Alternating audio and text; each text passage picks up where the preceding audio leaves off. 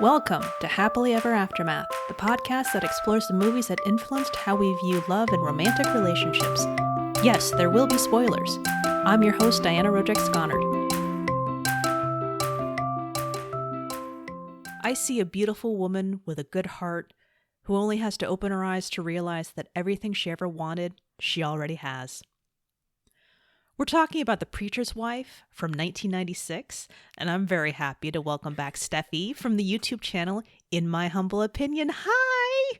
Hello, everyone. Hi. I am so happy to be back to talk about The Preacher's Wife.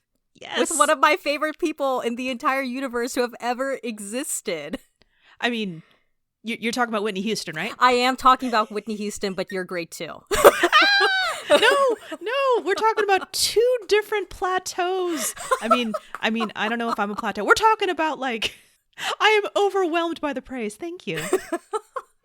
That's what I'm here for. But let's put it back to where it rightfully belongs. Okay. The Preacher's Wife. I mean, the titular Preacher's Wife. I mean, this movie, thank you so much for coming to talk to me about this movie. I mean, Whitney is all I need in the subject title, and I'm there. So I'm trying to think of some ways. I'm like, ooh, how can I trick you? Wait, no, we're past that part in our relationship now. I don't have to trick you for anything.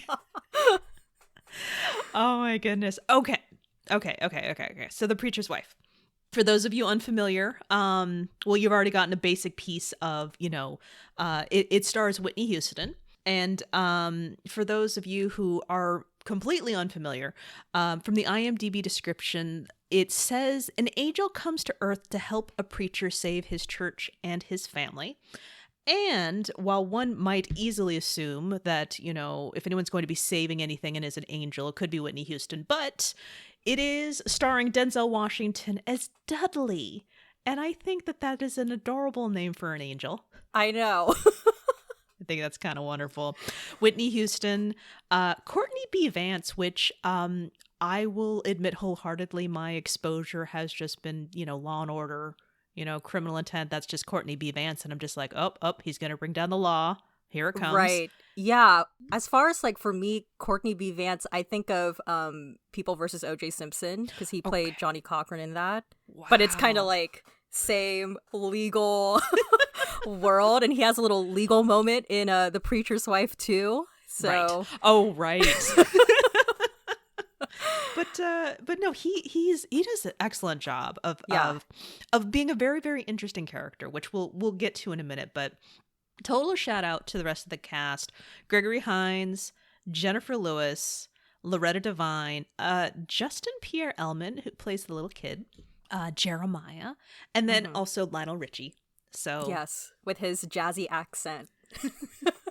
So, The Preacher's Wife. I've said it like 800 times now, so maybe I'll stop soon. But I asked, would you come join me for this particular movie? And you enthusiastically said yes. When was the first time you saw this movie? Ooh, okay. So this is a bit of a challenge because I think about a year or so ago when I was helping my parents clean out storage, they had a VHS tape of The Preacher's Wife. So clearly we owned it. Oh. And this was something that I saw probably as a kid, but I have no recollection of this movie at all. But so I say in 2017, when my whole Whitney, I'm becoming a huge fan really started, because I watched this Whitney Houston documentary and then I was just all in from there. I listened to every single album in order, and then I watched every single movie in order, and then that's when I watched The Preacher's Wife. So 2017. That was the year. Did you watch everything in 2017? I watched everything. I listened and watched everything in 2017 that was available about Whitney. So I must applaud you, because I remember having something similar kind of become all encompassing with me when I was younger. I'm first it was The Simpsons, and then it was The X-Files, because I grew up in that era. I mean, you can't say The Simpsons because that covers almost 4 decades now. Oh God. But But I just remember just like, oh, a magazine article, I must have it. You know, it's all that kind of stuff. So doing that in 2017, I guess your access is more different. Yeah, it's different. You have more access to things, but at the same time, there's more things. Exactly. So I applaud you. I'm thoroughly impressed because, you know, there's always something that's just like out of print, only exists as a laser disc in Germany or something to that effect. So if you went the deep dive, awesome. Yeah, I had to go on some sketchy websites to watch certain movies because that's just the way it is. You're in good company where sometimes you just have to watch a movie. Yeah. Or TV show and or get an album. Exactly. Yes. Oh my goodness. Oh, okay. So not too long ago, which is, you know, makes sense. Okay, so I will say that I remember when this came out, and I remember when this was heavily marketed. Oh, and I'm so jealous. Oh, well, no. Well, I mean, it was just, I watched a lot of TV, so don't be too jealous. It's more exposure. I mean, come on, I used to watch the TV Guide channel, so like, oh, okay. I was exposed to many things that it's just like, ooh, they're playing the trailer for this again, and then yeah. But I have memories of just, you know, Denzel Washington just being really, really excited because they put that in the trailer. He's just like, oh, I'm back, and you know, he's in a human body, and just Whitney Houston singing just that one line, "I believe in miracles." That's all and you then need. and I'm just like, oh wow, yeah, and even just repeating it, and I'm just like, in my head, I'm saying it, "I believe in miracles," but my brain in the same cadence is singing it as Whitney Houston in my head, and my body got chills, and my hair, the hair is actually standing up because, of course, she just kind of overwhelms me with her talent. Right. And, you know, hence, you know, probably why you went on I must watch the things that she is in. Yeah. And just, in this movie, so the first time I did watch it is for the podcast, even though I'm just like, I remember that from the trailer. I remember that from the trailer. Yeah. What I don't remember, and actually one thing that as it was happening, I actually paused and got a little bit upset. So I'll start with this. I'll set the scene. You're in the church. You have the choir singing, and you're starting to, you have the opening credits, and you have the people, you know, oh, the cast, okay, awesome. And you have little Jeremiah who is narrating the movie.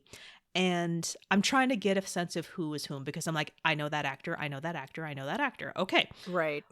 Jenifer Lewis, she's in the service, and you see her with Jeremiah, and I'm just like, huh. You know, I'm curious what the character is. I'm like, I'm wondering if that's the aunt of this family, because I know this is, you know, Courtney B Vance is the preacher, and you know, yeah. So when he said blah blah blah grandma, I actually had to pause the movie, and I'm like, what? What? I know. I don't really even know like what the exact age gap between Jenifer Lewis and Whitney Houston is or was, but it's years. Oh my god, wow, yikes. That's crazy. I wonder how Jenifer Lewis felt then. Oh man. I'm going to be upset for the next 45 minutes about this, but I won't necessarily keep talking about it. But I did have to say that. I'm just like, are you dare? But at the same time, I'm actually, you know, really happy to see her in the movie, because I think I saw her originally in Fresh Prince of Bel-Air, and then I remember seeing, you know, her appear in Blackish, and I'm just like, right, this is amazing. Okay. And then she's in this, I'm just like, yay, like clap, clap, clap. And then Loretta Devine started, you know, appeared. I'm like, yay, clap, clap, clap, clap, clap. You know, because me watching Grey's Anatomy and then all of these different actresses appearing, and I just, yay, clap, clap, clap, clap, clap. So, right. It's a great cast. It is an incredible cast, and so now that I've done, I've finished my outrage. I'm very happy about that. So no, get it out. It's fine. so it's 2017, and you're watching The Preacher's Wife. What were your first impressions? Ooh, I think because again, like I was on my like Whitney movie marathon. I had previously seen The Bodyguard. before Oh. that. Tough act to follow. I mean, I watched The Bodyguard during like probably the most dramatic time to watch The Bodyguard for the first time. I watched it hours after Whitney Houston had died. Because you know how like Lifetime starts to just air everything, and VH1 and MTV, like anything related to whoever died, they'll just play. So that's when I watched The Bodyguard for the first time, was hours after she died. So I had seen that, and then I watched Waiting to Exhale because that was the next movie. And the first time I watched Waiting to Exhale, I was like, but now I really like it. Just in case any Whitney Houston fan is listening to this, they're gonna say fake fan. No, I really like it. But then I watched, obviously next was The Preacher's Wife, and I will say, I think after reflection, and I felt this in the moment too, I think out of all of Whitney's movies, I think this is my favorite one. Oh. Yeah, this is my favorite Whitney movie. I guess I'll make it official right Oh now. my goodness. All right. Let's mark the timestamp. It is I know. declared. We're committing. No, that's amazing. And in fact, if anything, it makes me more happy. I mean, we're talking about, a small number of movies, so I love that this is your favorite. What is it specifically? I mean, to be fair, we are talking about two dramas and then a more lighthearted, but also kind of serious movie. Uh-huh. So, what made it become your favorite? I think it's just probably like the overall tone I like of the film, because it's a Christmas movie. Yes. It's a lighthearted, family-centric film. And I think, like comparing who Whitney plays across, if like you compare the different characters she's played in all of her movies, I feel like it's like probably between this and The Fairy Godmother, like the two you would want to run into like while shopping or something. You know what I mean? Like I would be a little bit scared to run into Rachel Marin from The Bodyguard. Savannah, I don't know if you're gonna like take my man from me, but Julia, I feel like even though she may have a little bit of a wandering eye here, I feel like she has a good heart. And I really like her. I love when Whitney plays a mom in a movie, and I think she's just like the greatest mom in The Preacher's Wife. Like when she sings to her kid, my mom never sang to me, so I'm like, dang. So that's probably why I just really like The Preacher's Wife. She's just so like warm in this film. Yes. Oh my goodness. So one of the things that took me aback is that this movie, again, I'm walking into it thinking like, all right, this is a very like warm Christmas movie where, you have like, I think I was walking it in the realm of like, It's a Wonderful Life, where it's just like, you have this preacher who's asking for help because all of these things are just going wrong, with his church and with his community. And then, but more importantly with his family, but he's not paying attention. And that's, I in the spirit of, love, romance, and relationship topics of the podcast, I'm just saying like, this is an established relationship. And at the same time, it's one of those things that's just so common, is how easy it is to take your significant other for granted. And especially when it's in the next level of just like, I am a preacher and I am helping the community. So that was actually something that was big for me, because my mom worked in a church. And so there was lots of volunteering happening. And so it was just like, oh, well, we're volunteering, so therefore it's very easy to say no to this because, well, I'm doing something for the greater good of the community and all this other stuff. So I'm just like, oh, this is going to hit me deeper than I thought. And then this left turn happens where I'm just like, I'm sorry, is Dudley falling in love with Julia? I thought, so what? And I was a little bit like, again, I had to pause it again and just Were really you conflicted? absorb it. I was very conflicted because I thought it was just going to be a funny thing where people were going to be watching and just going like, oh, come on now. You can't have two attractive people in the same room and not have a whole thing. You're married. Don't you dare. And I'm just like, oh, people just assume that. Wait, no, what's happening? Wait, no, what's... I think... And then what? Dudley did what? No, oh, no, Dudley! What? Yes. I was a lot of... Yeah, very confused. I think I felt the same way as you too when I first watched the movie. I was like, oh my goodness, I didn't know there was going to be some sort of like emotional cheating involved in my holiday faith-filled movie.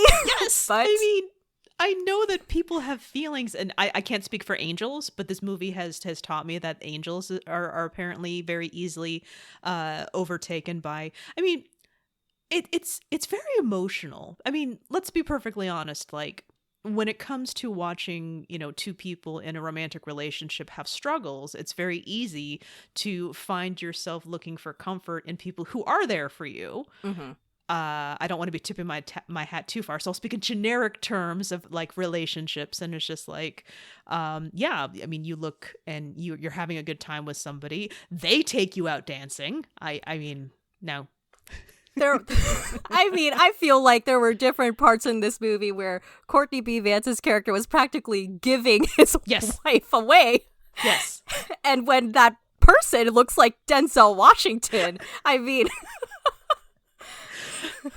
Red alert. Pay attention, Courtney B Vance. I'm sorry. Henry. His name is Henry. Yes, Henry. No, you're absolutely right. You take her dancing. And I'm like, what are you doing right now? No. Your wife is Whitney Houston and you're throwing her at Denzel Washington. Are you like writing fan fiction right now? He's very secure in his relationship and doesn't believe anything will happen. That's the great way of putting it. And then when it got to be like a little bit to like the next level, all of a sudden it was just like, oh no, you leave now. And I'm like, oh, what happened to the trust? One of my favorite scenes in this movie is when they come back from dancing and he's just like sitting in the dark by himself in the chair. So dramatic with the light switch. Just flip. Oh my, yes. Oh my gosh.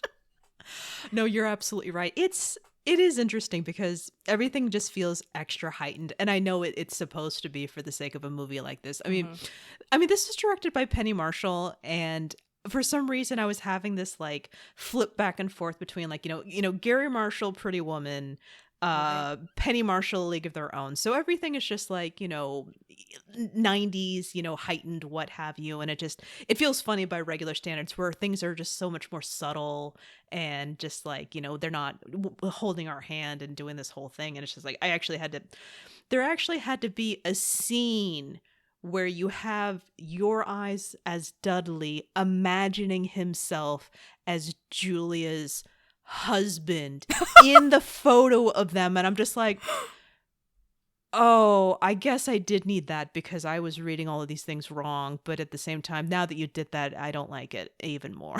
Yeah, just in case you didn't know. Yes. And I didn't, because I was too busy thinking about what I thought this movie was and not what it actually was. So, right. What do you think of the progression of, I mean, the whole idea is that Dudley fell in love with Julia, and Julia was forthright with her feelings. I mean, bless this character, because she was just like saying it out loud to her mother. And so there's like no ambiguity there whatsoever. But less with Dudley. What did you think about that?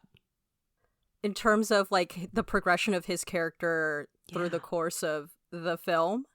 I mean, this is just my assumption. He did not come down to fall in love with Julia. He came down to help out Henry. And all of a sudden he's imagining what life could have been if they were together. Yeah, I think he just like got distracted on his mission from from heaven down to earth. And I always think too, like, I always wonder about the backstory of who Dudley was before he died. Like, you do have that moment when he's talking to the kid earlier in the movie when Hakeem leaves, and then he's trying to tell him, like, when you miss someone, like, I know someone who misses someone, and it's like he's referring to himself. But I do always wonder, like, like, what was your deal, like, before you died? Because he died as a young guy, like what, late 20s, early 30s maybe. Yes. So I think when he came down here to Earth, he was probably like focused, I got a mission, but then he saw Whitney Houston come into frame and was like, who is this? And the mission kind of fell like on the back burner a little bit. But I think it's also what I find so interesting about like Dudley and Henry as a character too is Dudley initially is trying to help him and be forthcoming with him, and I guess that's part of the character arc of Henry is he kind of just keeps sidelining him and telling him no. So it's like he was trying to offer help, but Henry's a little bit stubborn to work with. So yeah, a lot of bit stubborn, and I feel for him too, because there's just so many different things. So many things are going wrong. Yeah. And it's during Christmas time, so I have my own little small versions of just like, oh, normal life on top of Christmas time. Can't do normal life anymore. Right. So, I mean, his church is broke. They have a boiler that explodes. The boiler explodes. And all of these, other things are happening. In addition to just like, the nativity play, and, they have Gregory Hines as the local, I don't know. Like he's like a developer that wants to buy out the church. And then there's like that kid that got wrongfully arrested. He's got a lot of problems. There's so many things happening, and it's like you are the, the glue keeping this community together. And I'm just like, no, he really does need an assistant, not just what Denzel Washington, Dudley said he was on the way in. I'm like, no, he needs multiple assistants. He needs an entourage, actually, Yeah. He needs some, so this is a Baptist church. I only know in the Catholic realm. I'm just like, if he's the preacher, if he was in the Catholic realm, he's going to need some deacons, and he's going to need like a bishop to help him out, every once in a while, to send some more money. But now it's just like him. And also, like, he lives, like, next door to the church. Literally. Which is nice, because it cuts down on commuting costs. But at the same time, like, they can always find you. And that's... Oh, he was, like, on call before there was, like, email and everything like that. I'm, like... my heart's breaking for him right now. I need to calm down. Henry's workload is a lot. He has to learn to delegate. Maybe that was his problem. Right. No, totally. Oh, my God. Yeah, so... Yeah. And if anything, it just gives me a real sympathy for the struggles going on, because if he is as busy as he is, I don't understand how Julia managed to keep her cool for as long as she had, because she was there with him every step of the way. Yeah. It's interesting, because I feel like when I first watched this movie, I was kind of like thrown off, like, what is this, like, angel trying to seduce Whitney Houston in a family-friendly kind of way. It's not that kind of movie. But I will admit, every subsequent viewing of this movie, I do root for the angel and Julia to get together. I know it's bad, but I know I'm not the only one that feels this way. And by the time it gets to that last scene, or like one of the last scenes of the movie when they finally say goodbye, in my head, like I literally just watched it before jumping on here to do the podcast. I was literally like, leave your husband, go with Denzel, like, and I know it's wrong and I feel bad because he's the preacher and he has a lot, but I'm just like, man, Dudley and Julia, Denzel and Whitney, what? Yeah. I can't help but not root for it, even though I know it's wrong. It's not right, and it's not okay. Shout out to Whitney Houston's song, It's Not Right, But It's Okay. Pause for effect. Amazing. There we go. Had to tie that in. Oh, I love it. I love it so much. No, you're right. It's just so strange, because I'm like, I love origin stories, and walking into one that is in the background, that there's all of this like lamenting towards. I mean, you get to hear the stories, which is so nice, because Julia tells Dudley, we met, literal childhood sweethearts, and it's just so amazing, and all of the little things, but you're watching them spend more and more time together, which it couldn't have been that long. I mean, like, a week, 2 weeks? I think that's the thing when you're watching this movie as like an audience, like person, is that's why I think you can't help but root for Whitney and Denzel to like be together, because you see the two of them, I think, spend more time together on screen versus Whitney and Courtney B Vance's character, and the time that Whitney and Courtney B Vance's characters are on screen together, it's just a lot of like arguing back and forth.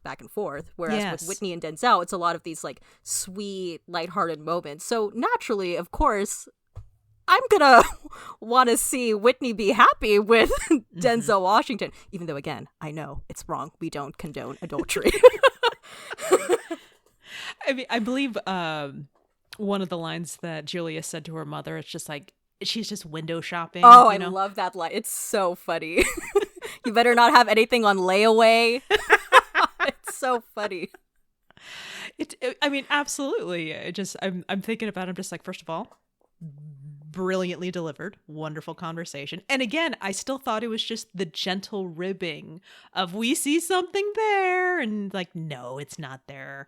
Yeah, deny it harder, Julia. So yeah, and again, I think it was also layered kind of strangely, because I wasn't fully convinced about Dudley kind of falling for Julia, and then you see a different scene where Julia and Henry are delivering gift baskets to, parishioners. And then he starts to do these cute antics to get them to fall over so they can have a classic rom-com moment of just falling in the snow together. And I thought it actually kind of hurt to watch. I know, he looked sad when he blew that wind. Yeah, he did. And I'm just like, good, getting back on mission. Oh, this isn't working. Oh no. It's still conflicted, but I think there may have been something like lost in translation, because Dudley is trying to get Henry back on the right path, like emotionally, because I get it. It's very easy. I don't think he stated it outright that I don't think Henry was losing his faith, but at the same time, there was so many things to imply that he was giving up. Right. In with, I don't want to say enthusiasm, because it's as someone who does like go through the motions, I get it. And sometimes if you have enough energy to go through the motions, he's already doing more than most of us. And I'm never going to discourage anyone for asking for help, from in prayer or in person or to anybody. So it's like I don't want to I don't want to kick a guy when he's clearly already down, but at the same time, I'm trying to have a relationship podcast with this movie right now. So I'm just like, come on, you're going to get the girl, and you already had the girl. So like, don't make me think that you just like, you got in early and often, so therefore you win. I don't even know what I'm defending right now. Yeah, it is kind of, I mean, in the context of your show where you analyze relationships, this movie is a bit challenging to discuss, because like there are like two relationships, I guess you could say. There's the one between Henry and Julia, that's Courtney B Vance and Whitney, and then there's the other one between Dudley and Whitney. But then like half the movie more so also feels like this internal relationship that Henry's character is going on and trying to, for the movie's sake, like find faith again and like not give up and all of those sorts of things. Right. And he's the one who's going through a growth arc, whereas I don't think Dudley does. He falls in love and then he stops what he's doing. He doesn't stop falling in love, but he stops doing the thing that's distracting him from what he's supposed to be doing in the first place. Yeah. And Julia is there to not like what's happening between her and her husband, and then it kind of goes away because Henry grows a little. Right. Yeah, it's just like there's this like I don't know, the way the movie tries to like have these characters have Henry and Julia reconnect is like through that scene when they're delivering gifts to the people, and it's like, oh, remember Henry, we used to be like this, I liked seeing you laugh. And then he towards the end like delivers this line during the sermon, like, when you like loving God is like looking into the eyes of someone you love and like loving them back. And I think that's like probably from a screenwriting perspective, the film trying to like meld these like two parallel storylines going together, like, oh, Dudley finding faith and like Dudley and Julia's marriage coming back together, but it does feel a bit like clunky. Yeah. Yeah, it does. Because there's a lot going on in this movie. It is, like, so much. I mean, because the different things that have to resolve themselves, the church that's, being threatened to be torn down because of the building, and I think it was his name, Billy, who was, falsely, accused, and so we got to get him out of jail, and then, like, small shout out to the tiny love story between two parishioners, the one acting as secretary, and the other one who was just, like, I guess, on the parish council, the driver. Yeah. And it's just like this tiny thing where it's just like, oh, he likes her, because, like, she's about to come and say hi to him, and you see him put some Banaka in really quick. I'm like, oh, and then you hear her say, like, you didn't have to go all the extra way out for me. He's like, no, it's no problem at all. Oh. I don't know your full backstory, but because I can write it in my head, get married now. And they're supposed to get married in the spring, according to the end of the movie. So I know, and it's so adorable. And I don't like that felt. I don't know. Maybe I was just clinging to something because I was just feeling so awkward in this non-triangle triangle situation. Yeah, that's a great way of putting it. Non-triangle triangle.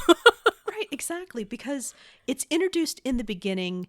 There are rules with Dudley, because Henry knows that Dudley is an angel. He told him, and so that actually put an interesting, like, wrench in the whole way of me trying to understand this movie too.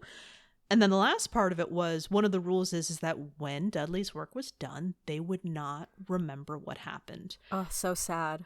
Yeah. And even though it was planted and it happened, I'm like, oh, that I know. After everything, yeah, don't remember you. I know. And I think it's just like, I like people to be adequately acknowledged for their hard work. Yeah. Well, starters. I mean, at least, like, he's on top of their Christmas tree at home, I guess. I know. And that confused me too. I'm like, is that a good thing or a bad thing? Like, were you like, is that supposed to be him still? Yeah. Or, like, that's just a souvenir? Or, like, first of all, if I didn't remember anything and then the angel on my tree was something different, like, I would have many questions. They have a very high suspension of disbelief in 90s movies, I feel. Okay, that's fine. But, okay. So now that has happened, and there has been a wonderful moment of reconciliation. Would you even call it reconciliation? Again, you mentioned that there was a sermon, and then there was a moment between them, but, like, it's just like a loving glance and, like, a smile, like an acknowledgement, like, I see you, and I know you're trying to help. But, like, I feel like, actually, Julia and Henry, like, they're not very good at communicating with each other. And I feel like Julia is trying to communicate with Henry, and Henry is very, like, I have to do all of my work, Julia. And there's this moment, oh my goodness, this, like, always drives me wild. And I always forget that this happens. And then when it happens in the movie, I'm like, ugh. But it's when, towards the beginning of the movie, Julia's trying to offer her help to Henry, and Henry's trying to, like, shush her, and he literally puts his hand like over her mouth, and I was just like, oh my god, I cannot believe. I'm always just, like, caught off guard. No matter how many times I see this movie, I'm like, wow, the audacity, I cannot believe. Yeah, and when you said it, I'm just like, oh, that's right, he did physically put his hand on her mouth to make her stop talking, and it's just like, oh no. Yeah, this is bad. Oof. No. I don't know. Maybe that's where he lost us.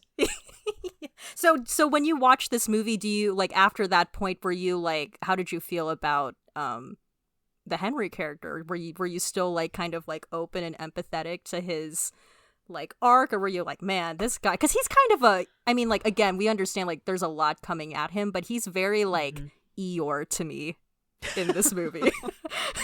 Oh, you're right. The thing is, though, with Eeyore is that he has those people around him to, as the outsiders, to remind us that there's a reason people want to be with him. Right. At the very least, you got Tigger bouncing around and just, And oh God, would that be Dudley? No, bad. Back up, Diana. Back up. I guess for me, it wasn't enough because it was just in tiny, tiny pieces. So like Dudley goes to get pizza and he starts asking questions about Henry, and they're just like, oh, you mean the guy that baptized all my children and visited my wife? And I'm just like, okay, I get it. He does a lot of stuff, but like I'm not getting enough about Right. I hear about what Henry does, but I don't know who Henry is. Oh yeah, that's a really great way of putting it, because I did notice on this more recent watch that it seems like every kind of tertiary character that someone interacts with, it's always like, gosh, that Henry, he's so great. He did this, and you're like, man, like he's, he clearly is a great guy, but like when we, the audience, spend time with Henry, it's very like, oh, like I'm just like, man, this is kind of, you're kind of a hard person to be with, and then subsequently it's kind of hard for you to, like, I guess, root for the character in any way, which then is why you're like, Julia and Dudley though. Totally, because you've got, now granted, there's still a mysterious backstory to how Dudley died and became an angel. So it's just like, when he's back, he's just like, oh, I'm back. I have a chance. I get to do this thing. I can't believe I get to eat this. And I can't believe, he's eating. I love the way he's eating everything. Oh, when he like folds the pizza, it's great. Oh, absolutely. And so that's why I'm just like, no, I want to hang out with this guy more, Yeah. And I guess all of these, like, we may have to blame the fact that it is a Christmas movie, because your Christmas movies aren't, like, the characters are so stock. It's like, I know exactly who you are as the credits are rolling. I know exactly who you are. So I suppose that I was disappointed that the characters weren't stock, and not in a way that was a delightful surprise. So for Henry, I'm just like, no, you're not the, so in my experience, there's the hardworking, girl about town, and then there's her fiance who always works on Christmas. I'm like, he's technically working on Christmas too, but it's just like, well, he's not that stock character where you're just like, dump him, Yeah. So it's like, okay, well, that's not quite right. But now I'm confused, because if this were following a regular tropey situation, it'd be very easy to figure this out. But no, you're a hardworking guy who is down on his luck. But at the same time, like, I don't want to spend time with you either. Right. And you, like, I think too, the thing that makes me feel conflicted about Henry as a character is, like, he's the preacher. So, like, who am I to be saying, like, the preacher, I don't want to spend time with the preacher, or I don't like the preacher. You know what I mean? It's like, we can't not like the preacher, but... Yeah, and also, he's very good at what he does, but I think it's just like, they gave him a little bit of crap for reusing a sermon that Whitney Houston, or Julia's father, had used beforehand, and I understand his mother-in-law giving him, a little bit of ribbing for that, but at the same time, I'm just like, hey, sometimes you just need to go into the back pocket and phone it in. I mean, also, again, grew up Catholic, so they reused the same homilies over and over again, so I'm just like, oh, I heard this one, I'm good.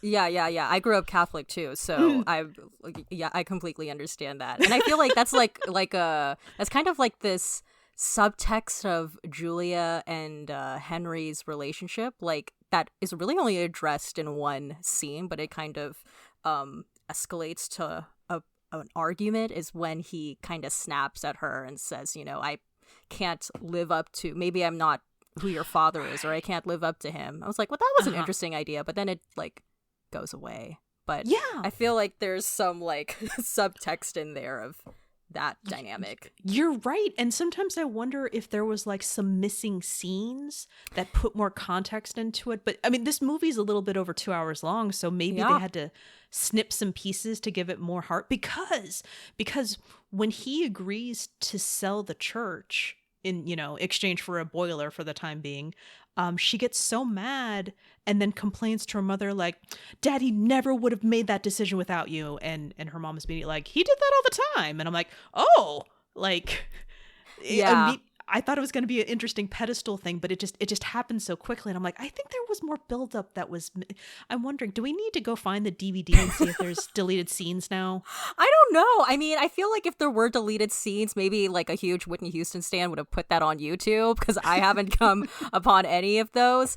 I do, now that we're like kind of poking around here and there, I wouldn't be surprised if things were left on the cutting room floor, because, you know, like you said, it's like pretty, like 2 hours. I know nowadays 2 hours is like the typical runtime, but I feel like back in the 90s, it was like hour and a half was very like concise. Yeah. Oh yeah, absolutely. And I still like hour and a half movies, but unfortunately that's no longer the trend. I love hour and a half movies so much. Man. Well, if I may, I'm willing to wager there is not a supercut out there, because I got $20 that says that all of the deleted scenes do not include Whitney Houston. So therefore it's even easier to, like, you know, it's probably more like Dudley Henry interactions. And then maybe, like, you know. Yeah. Maybe that's why they're not on YouTube, because the Whitney Houston stands were like, none of these deleted scenes have Whitney. What's the point? Where are the Courtney B Vance stands trying to get this supercut put together? We need the Courtney B Vance, the Jenifer Lewis, and the Denzel Washington stands to hunt down the preacher's wife deleted scenes. Fair enough. But at the same time, though, like, I imagine the Denzel stans are just like, I'm going to watch Man on Fire again, and then The Equalizer, and then I'll get around to The Preacher's Wife, and then, ooh, Virtuosity, you know. Fortunately, the man has worked a lot. Yeah, there's a lot to choose from in his filmography.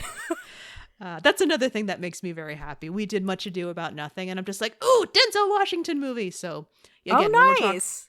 When we're talking about like movies like The Equalizer, it's kind of hard to get movies like that on the podcast. Okay. We talked about some very, very muddled love.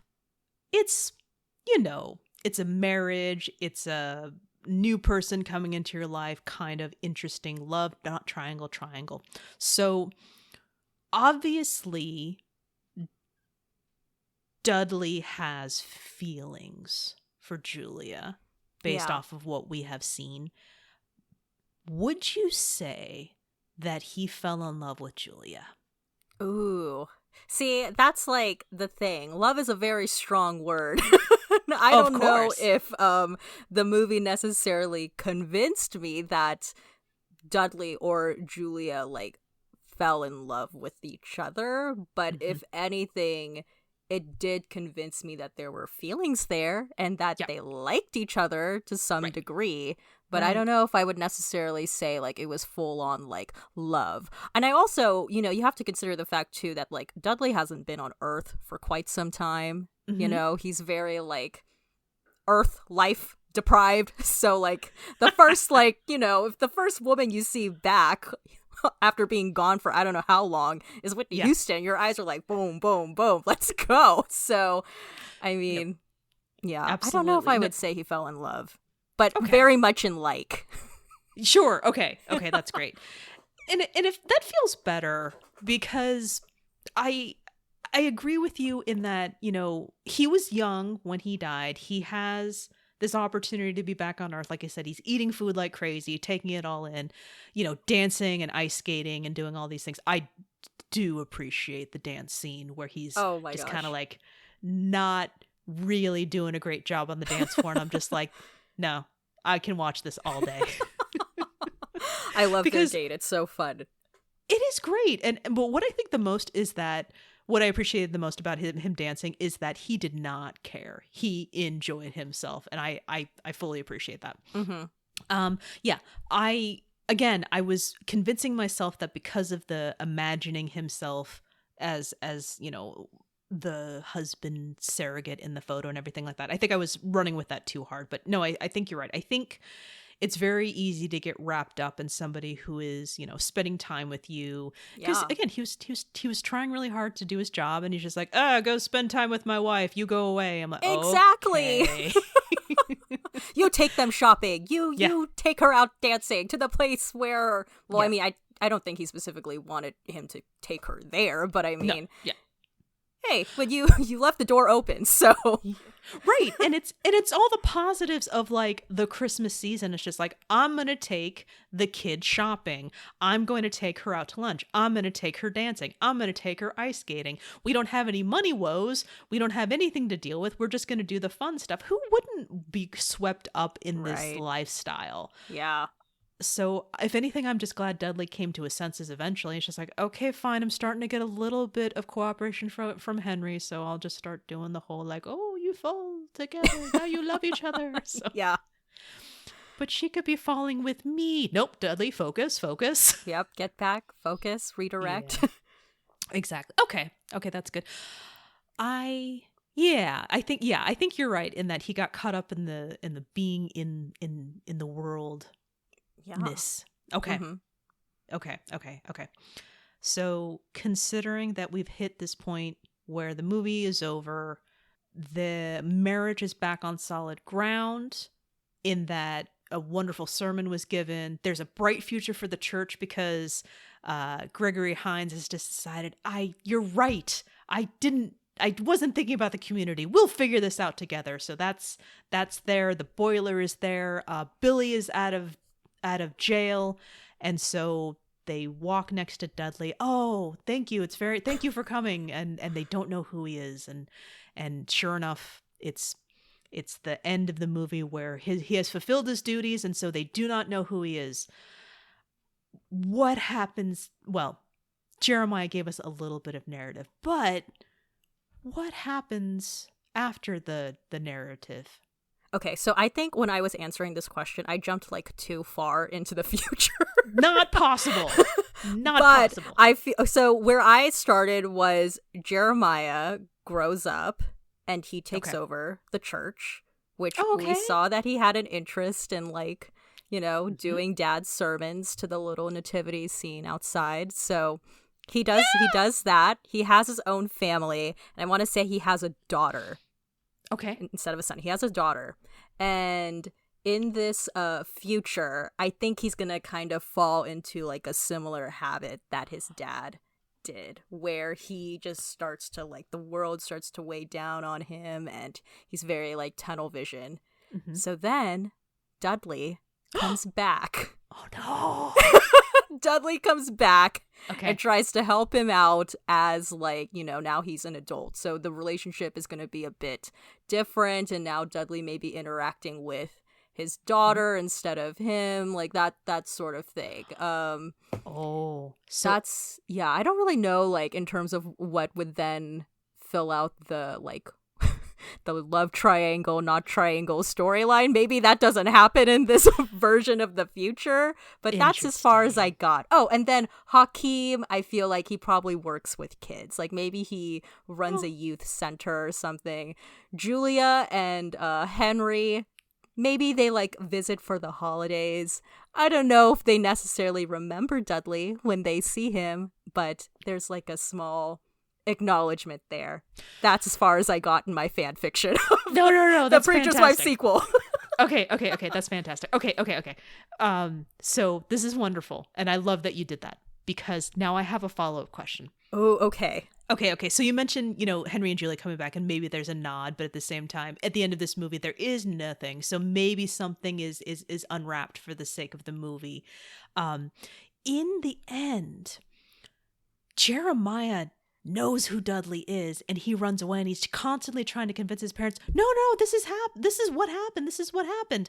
And they're just like, oh, come on, Jeremiah. So in your fan fiction sequel, has Jeremiah always remembered? I think as he's gotten older, he forgets. Oh no. Okay. It's like a lost. Isn't that what happens in, like, the Lost Boys, Peter Pan, like that sort of thing? Like, as they get older, they kind of we're like pulling all of this Disney, Winnie the Pooh mythos into the Preacher's Wife fan fiction here. Well, when you said that, I'm like, the vampire movie? Oh, right, Peter Pan. Yeah. No, you're right. That's right. As they get older, you know, their time with the flying and the what have you goes away. They start to forget. Okay. So go on. Okay, so he loses. Okay. Yeah. Interesting. No, that does make sense, because, like, he's probably what, like 5 years old? approximately. Maybe 5, 6, 7. Yeah, exactly. I mean, I'm sure the actor was actually 23 that portrayed him, but but the act, is probably meant to be a kid. Yeah, I have very, very few memories of being 5, so that holds. No, I like that. And I like that you have his, adopted brother, and I know, they Hakeem. grow up. Yeah. So cute. Oh my God, it's so great. And I just see, that's what I was talking about when it comes to like, all right, I think I can feel where this movie is going. I'm like, oh, and they adopted him. Yay! That's one of those things that I thought felt was gonna go, and I'm happy that came to fruition. Hooray. Yes, box ticked. Exactly. So yeah, I mean, how much fun would it be if instead of, I mean, if you have grown up child, but Jenifer Lewis is still there, still living in that house. Like she said she would. I would love that. I mean, who knows, like, how old, I mean, Jenifer Lewis' character should still be, like, alive, right? Right, so, right. yeah, she should still be there. She's still not a smoker because she conquered that habit. Yeah. Yeah, absolutely. And it's so funny because I'm just like, oh, that's right. She's supposed to be a grandmother in this scenario. But in real life, she's like almost the age at which we all thought she should have been. Right. Oh my God, holding her, Okay, so do you think he has a daughter? Would she be about the same age? Yeah, I would try and replicate that. Let her be the same age. I like everything that you're throwing in here right now. So, I'm gonna build on it if that's okay. Yeah, go ahead. This is a collaborative effort. Thank you so much. Do you think that his future wife was the person, the girl who noped out of the nativity scene when the doll wedded on her? Oh my gosh, that would be amazing. Even though I feel like they didn't really have any interaction, right? In the movie. None. Yeah, maybe make it her, or make it like the little girl with the glasses. Oh! Who's just like so, who's like so stunned when she sees Whitney Houston singing. Like, yes. Make it either or. Sure. No, it's like, I mean, in our world, it doesn't even have to be anyone, but I like it that way. Yeah, it's me like, too. Mm-hmm. Okay. No, absolutely. They were definitely there because, growing up with somebody just like his mom and dad did. Exactly. They met, they grew up together. I mean, his father's the preacher. Oh, I don't know too much about Baptist churches. So I mean, do they have female preachers? I don't know. She's the preacher. What if they're co-preachers? Yeah, I mean, if that's a thing that is possible within that religion, sure, why not? Let's go. Let's run with it. I love it. We don't have this in the Catholic Church, so I'm running with it, and I'm making now I got to pull it back. Okay, she is involved, but I don't know if this is accurate, so I will pull back on that. But definitely still goes to that church. Yes. What about Dudley? He's back. Dudley is back. Yeah, Dudley is back. He gets more pizza. What else? Oh my gosh, he's going to be so thrown off by the technology in 2021 at the time of recording this. It's no more fishies in the TV. It's fishies on the phone, and then he's like amazed that you could carry screens with you, and there's a lot that Dudley is going to be surprised with when he comes back to Earth. Oh, I know, right? The fishies are going to be like in the screen in my hand. In my hand, yeah, exactly. I could order pizza with the screen in my hand. I love it. I'm not going to give him a heavenly love interest because I think he has matured and he has learned from the last time. So I think it'll be okay. Yes. I don't know. I just want him to be happy. Yeah. I feel like there's maybe like when Dudley comes back, that would be an opportunity to learn a little bit more about his backstory. Oh my goodness. You're right. The growth is not going to be coming from the humans on Earth, but the story's going to be about what happened. Yeah. Who run Disney? At us, okay? We got ideas. And they're good ones. And they are good, valid ones. We will fill in the plot holes of the original, and it'll be great. I mean, people do want to know. Yeah, I mean, I still want to know. I don't know what happened to Dudley. How did he die? What happened? I know. Does he have siblings? I don't know. And then I wonder, too, like, when did he die? Because he has that whole, I don't know, there's something about the way he's costumed that makes me believe he was, like, I don't know, the 30s or the 40s. Not necessarily, like, definitely not the 90s when the original movie took place. So I would like to know. Right. Oh, there's so much to know. There's so much to figure out. Okay. Collaboration. We're going to write this. Okay. We're going to kickstart that. How much do you think we'll need as a retainer to get Denzel Washington? Oh, man. I don't know. Maybe like, gosh, I don't know. 30 million? I don't know. Maybe do you think we would, what if we can't get Denzel and we have to get John David Washington instead? See, I'm just like giving you guys like free ideas. Or we do that and John, well, yeah, okay. So not only that, I mean, the question is, would he play, obviously, would we have him like have older makeup for like what would be Angel Dudley, and then he can play younger Dudley? I don't know what to do right now. I'm overwhelmed with possibilities. I don't know. Like, because do angels age? That's like the next question. Do angels age in heaven? Or I don't know.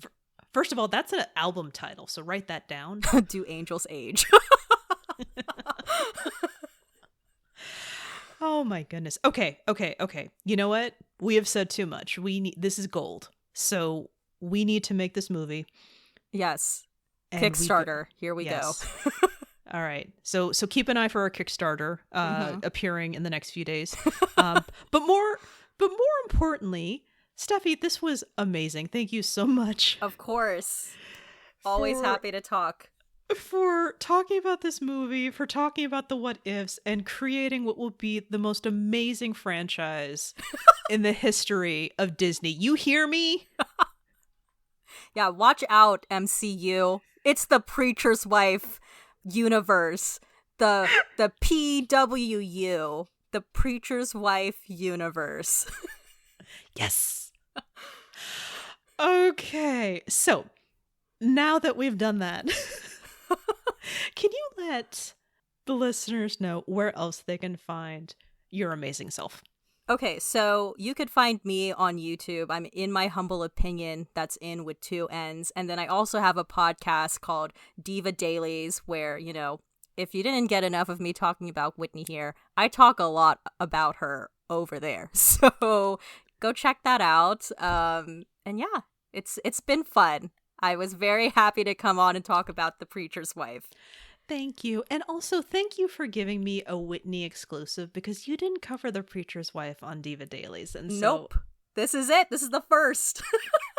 And so I feel so honored to be the one to have this conversation with you. Yes, even though I feel like I was definitely trying to help you make sense of The Preacher's Wife, because I will admit the first time you're like, what is this love triangle, not triangle storyline? But it's all good. I loved talking about The Preacher's Wife, and yeah, it's definitely a challenging one to talk about in the context of your show, but it made for a very interesting conversation.